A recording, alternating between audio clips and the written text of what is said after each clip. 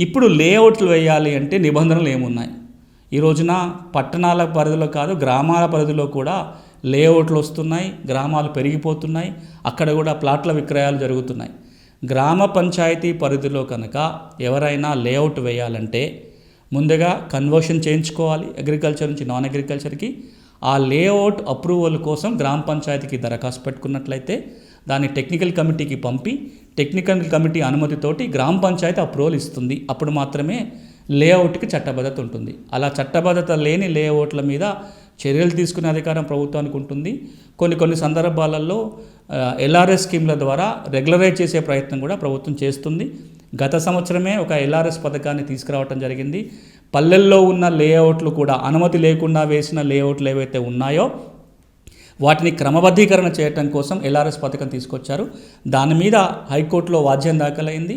ఆ తర్వాత సుప్రీంకోర్టులో కేసు ఉన్న మేరకు హైకోర్టులో కేసు క్లోజ్ చేశారు. కానీ ఇప్పుడు సుప్రీంకోర్టులో ఎల్ఆర్ఎస్ మీద కేసు నడుస్తుంది.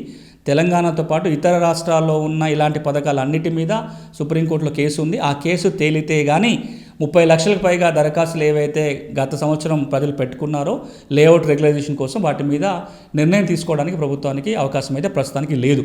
ఇప్పుడు ఎవరైనా కొత్తగా లేఅవుట్ వేయాలంటే కనుక నేను చెప్పినట్టుగా ముందు నాన్ అగ్రికల్చర్ కింద మార్చుకోవాలి. ఆ తర్వాత పర్మిషన్ కోసం గ్రామ పంచాయతీకి పెట్టుకోవాల్సిన అవసరం ఉంటుంది.